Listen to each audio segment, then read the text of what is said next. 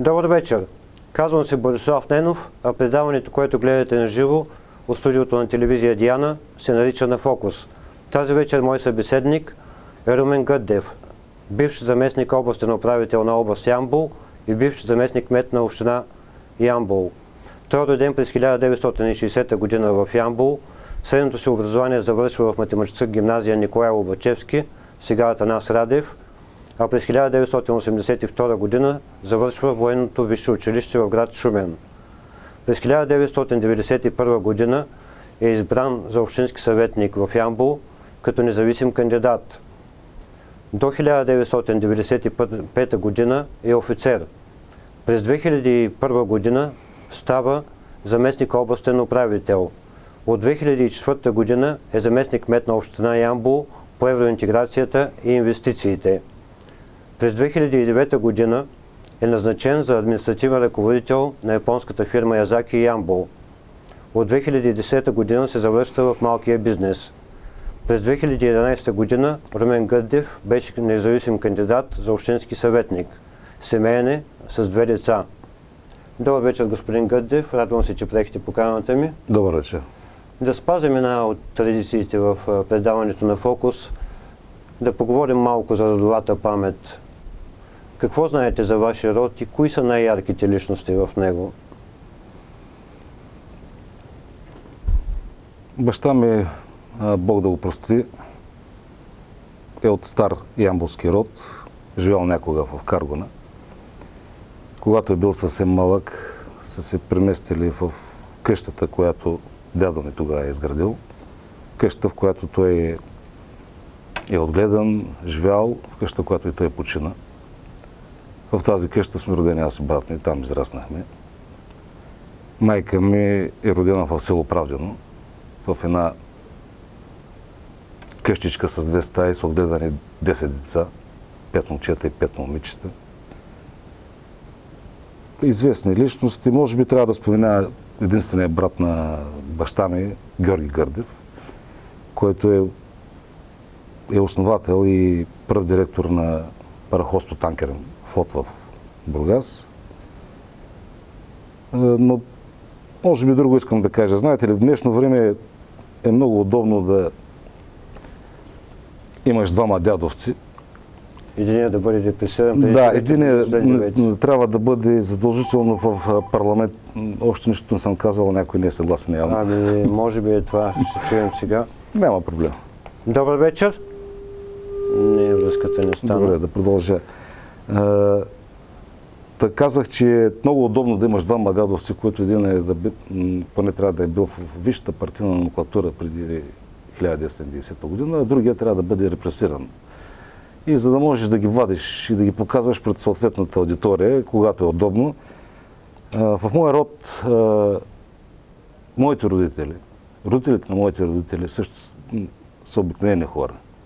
Но ще ви кажа нещо. Те за мен са герои. И ще ви кажа защо. Герои са, защото, както и тогава, за съжаление, така и сега, за да отгледаш семейство, за да отгледаш деца, за да ги изхраниш, си е чист героизъм. С това, което аз се гордея, че моя род е най-малко на 200 години, поне до там са стигнали нещата, до които съм. Че вие много назад имате... Да, значи прадядо ми е роден 1848 година и той носи същото име като на чичо ми Георги Гърдев. Предполагам, че и години назад има, но поне сведенията са такива. Това е важното. Това е важното човек да се гордее и да знае, че не идва от вчера, но мисля толкова за личния живот. Едва ли е той най-интересен, ако... Той е интересен и никой не идва от нищото.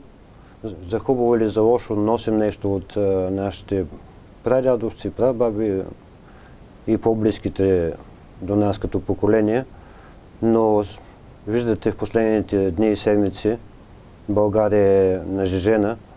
Но преди да отидем към днес и сега и да поговорим за демокрацията и за правилата на демокрацията или за липсата на демокрация в страната ни, искам все още да ви върна пак малко назад, но вече когато вие сте активна фигура. Бяхте заместник областен управител след това заместник кмет на община Ямбол. На тези две длъжности какво считате, че постигнахте? Само да изчакаме зрителя. Добре, няма проблем. Ако иска... Отговаряме ли да продължаваме? Да, не, момент. Ало, добър вечер.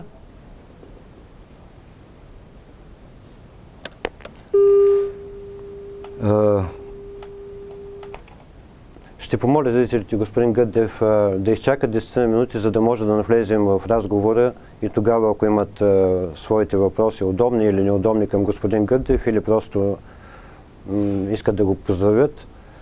Да, няма проблем. Да. Могат да ме зададат всякакви въпроси, аз нямам проблем. Добре, ако искате аз да продължа все пак. Да. Вижте, аз съм започнал трудът си дейност на 22 години и до сега нямам спиране. В смисъл постоянно така, нямам пропуснат. Нямате празно в трудовата си книжка. Трудовия стаж. И единственото, което е било, винаги ме е водило да работя честно, открито и с внимание към хората. Това, което искам да споделя е, че все пак като заместник кмет и заместник областен управител, ако искате, после може да кажа как се случиха и тези неща, параметрите на дейността все пак са ограничени от това, от което ти се поставя като функция, от този, който е над тебе. Така е, в крайна сметка, едното е държавна длъжност, другото е общинска длъжност. Да. Знаете ли, опитът е много добър, много голям. Между другото, господин Гърдев, преди да разкажете в какво успяхте и в какво не успяхте, вие чувствахте ли се напълно подготвен, когато ви поканиха? Няма подготвен. Няма училище. Кой знае каква подготовка? Да. Все пак аз имах и нещо друго преди това. Аз бях общински съветник независим в първия мандат, избран. Малко или много, 4 години имах опита на... Човек се запознава с администрацията, с начина на действие на тези... С процедурите, да, с нормативните документи. И това малко или много ми помогна, а пък така или иначе се случи, че от 1970 година до сега винаги съм се занимавал с обществена дейност и може би опитът ми в това спомогна и за да си свърша работа като трябва, поне според мене. Ако трябва да сложите акцентите на това, което успяхте да постигнете на двете места, къде ще бъдат тези акценти, господин Гърдев? Във всички случаи в общинската администрация. Значи, не знам, зрителите дали са запознати, но все пак областната администрация към момента не е изпълнена със съдържание. Тя по закон е така. Да. Най-доброто определение, което съм чул за областната администрация е, че са като катаджиите. Те могат да спрат колата, но не могат да я карат. Знаете, че областният управител може да спира решение, да връща, но за съжаление областните управи не са изпълнени съдържание и това е много така сериозна тема, която трябва да се промени. Аз винаги съм писал, че за мен те са ненужни като структури, но може би съм краен или поне нямат правомощия, които да оправдават тяхното съществуване. Значи те са, към момента е така, прощавайте, към момента е така, защото при тях им липсват две неща, важното. Подпис е бюджета, казвам с две думи. Първо, ако искаме една областна управа да има смисъл, трябва всички ръководители на държавни ведомства в областта да бъдат назначавани от областните управители, а не от съответните министерства. Да. Второто важно нещо е областните управители да могат да влияят, те затова са областните управители, върху бюджета на отделните общини. Говорим все пак за еднаквост в нещата, за спомагане и така нататък. Това към момента не се изпълнява от нашите областни управители. Нямат ресурса, нямат законовата основа, нямат възможността да го нямат правомощията, нямат законова което трябва да се промени. Защото на мен малко ми приличат, извинявайте, че ви прекъсвам, областните управи и преди и сега, на една сбирка, където да си кажем нещо, да се видим едва ли не помежду си за пореден път и да отчетем нещичко за прес-бюлетина. Аз ще ви кажа каква е силата на областния управител, ако той иска да се свърши работата както трябва. Силата на областния управител е, че всички врати на министерства са отворени пред него. Имаме 28 областни управители в България. Ако един областен управител е с авторитет, с познание, няма министър, който да му затвори вратата. От тази Стига да гледна знае точка, как да почука и да е настойчив. точно така. Да. От тази гледна точка той много може да съдейства на отделните общини, било за финансиране на проекти, било за бюджет, било за други проблеми, които касаят общините. Той е моста между общините и Министерски съвет и държавата. Така.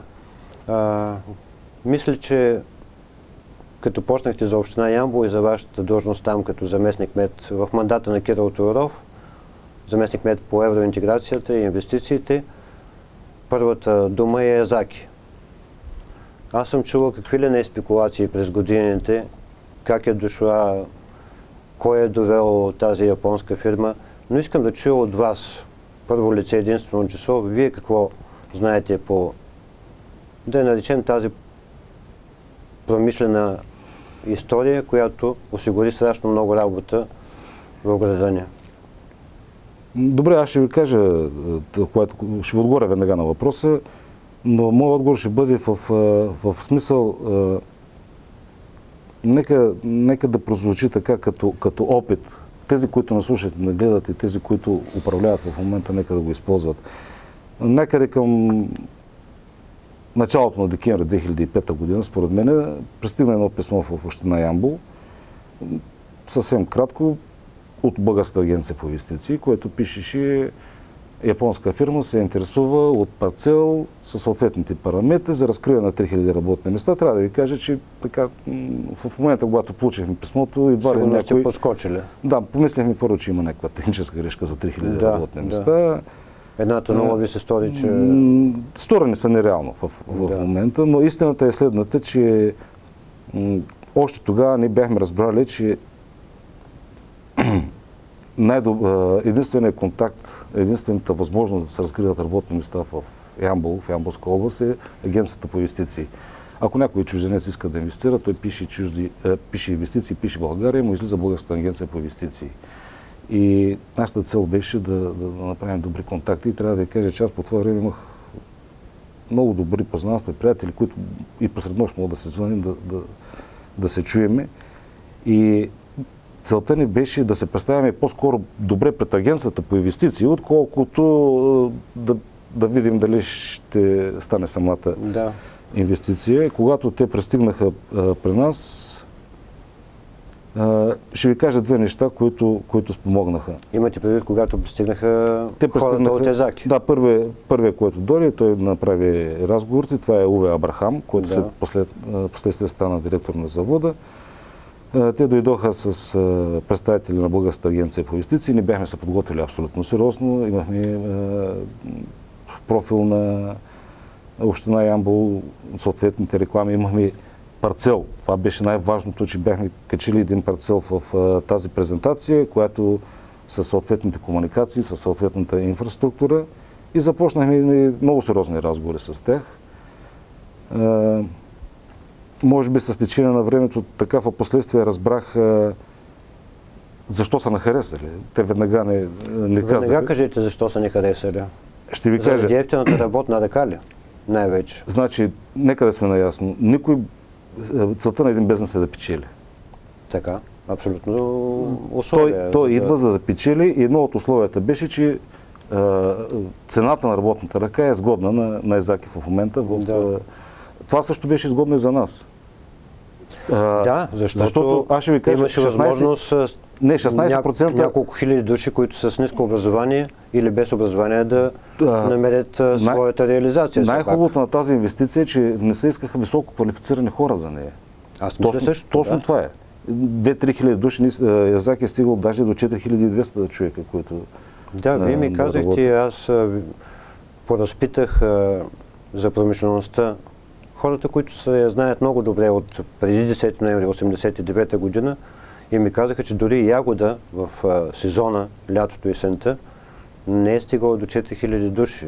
Така че това беше наистина като работни места нещо огромно за Ямбол. И ще ти кажа след малко защо така те не избраха, но когато инвестираха и разкриха работни места, безработицата падна под 6%. Под 6% беше тогава в Ямбол. Това е страхотно постижение. Сега днескашният брой на вестник Делник е около 17-18. Аз мисля, че е и по-висока. Това е официалната. Да, знаем, че много хора не се регистрират и... Това е официалната, заедно с неофициалната. Нали разбирате за какво става въпрос? Че всяко едно семейство има поне един безработен. Така, да. И връщам се на въпроса ви. Според мен те не избраха поради две причини. Те бяха обиколили много областни градове. Ние бяхме последни. Преди нас бяха в Сливен, там се спекулираше много за Сливен, за Лечков. Така, това е друга история. Но избраха ни поради две неща. Ние бяхме открити, честни към тях и най-важното, ние пазихме интересите на общината.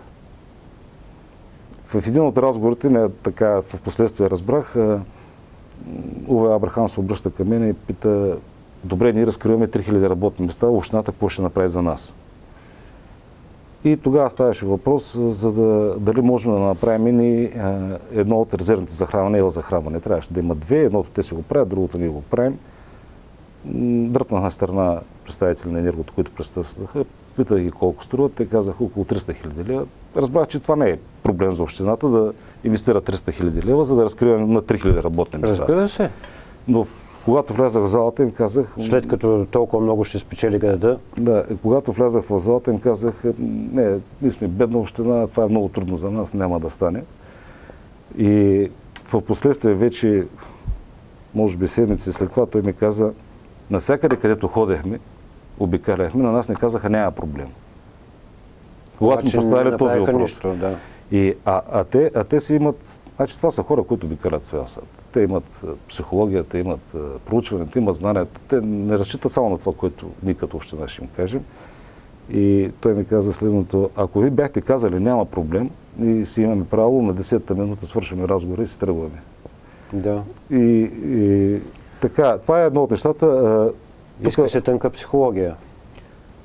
Преводенето на такива преговори. Не толкова. Човек трябва да бъде откровен, трябва да бъде честен, трябва да казва това, което мисли. Разбирате ли? Много пъти се поставя се въпроси каква е температурата през годината, кога могат да се строи. До там сме стигали. Да. Но тук много ни помогнаха и агенцията по инвестиции, с които сменяхме отговори. Има фондация за реформа за местно самоуправление. Те също много ни помогнаха, които имаха пък много добър опит с американски фирми, които инвестират. Но понеже говорим за Езаки, аз искам нещо да ви кажа, ако може да пуснете и на екрана. Да, след малко ще видим един клип.